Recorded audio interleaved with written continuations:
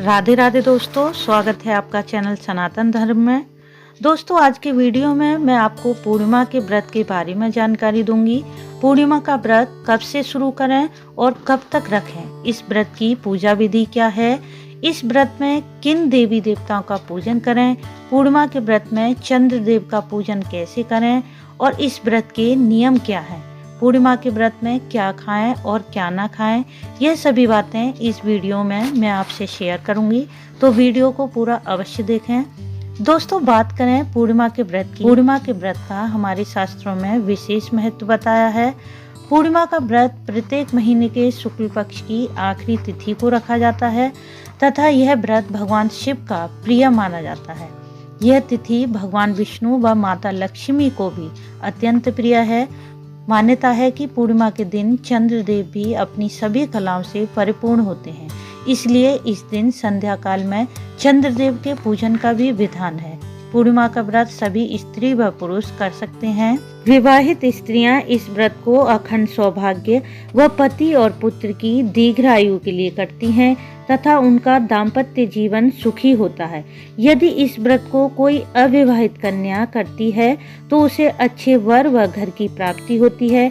इसके अलावा इस व्रत को करने से रोग से मुक्ति मिलती है और घर में किसी प्रकार का कलेश नहीं होता, वह भी समाप्त हो जाता है। यदि इस व्रत को कोई विद्यार्थी करता है तो उसकी स्मरण शक्ति अच्छी हो जाती है।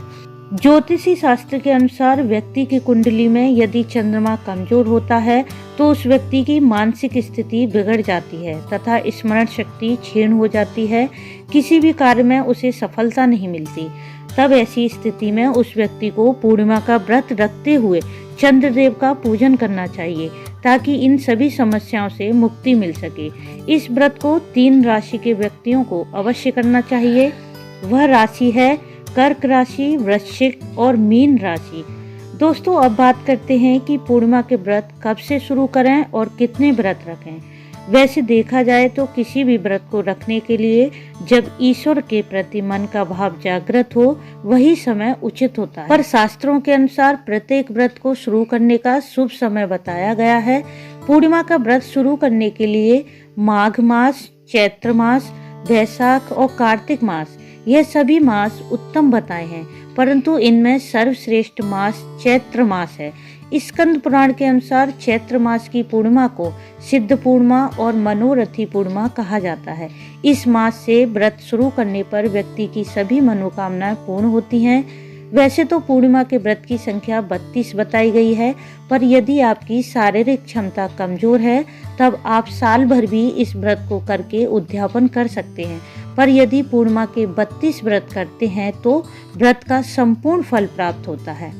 दोस्तों, अब जानते हैं व्रत के पूजन की विधि के बारे में।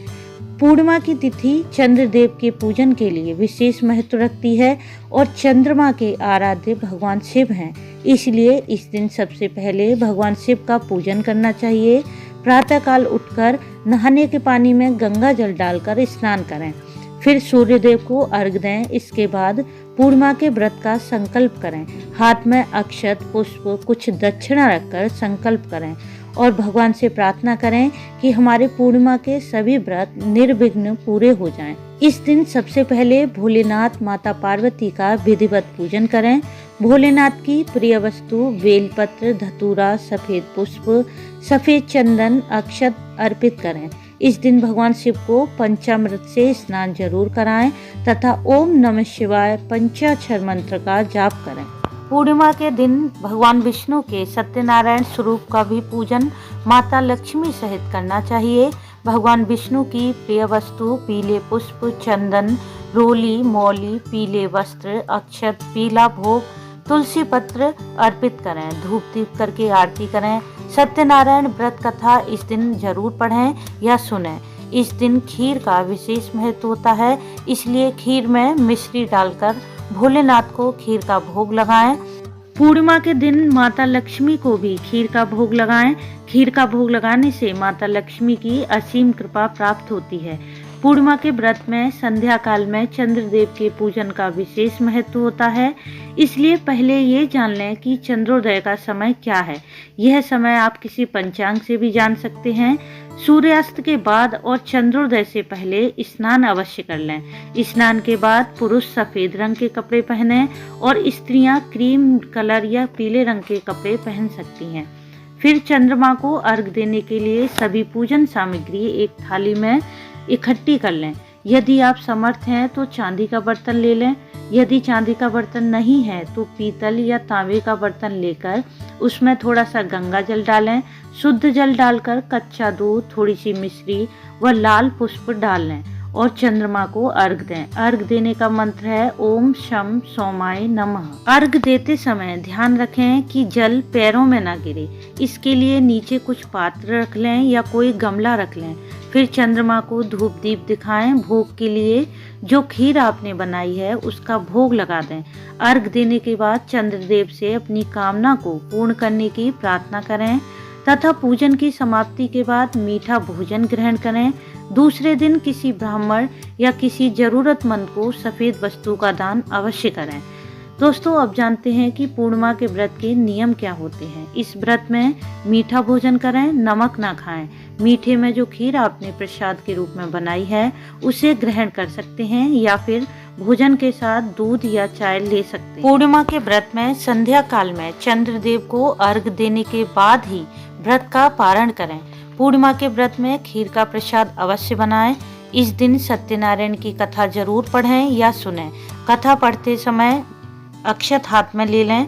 पूर्णिमा के व्रत में सफेद वस्तुओं का महत्व होता है, इसलिए इस दिन पुरुष सफेद वस्त्र पहने और स्त्रियां पीले या क्रीम कलर के वस्त्र पहन लें। दान में सफेद वस्तुओं का दान पूर्णिमा के व्रत में बहुत ही शुभ माना जाता है। दोस्तों, वीडियो से संबंधित कोई प्रश्न है तो कमेंट्स करके बताएं।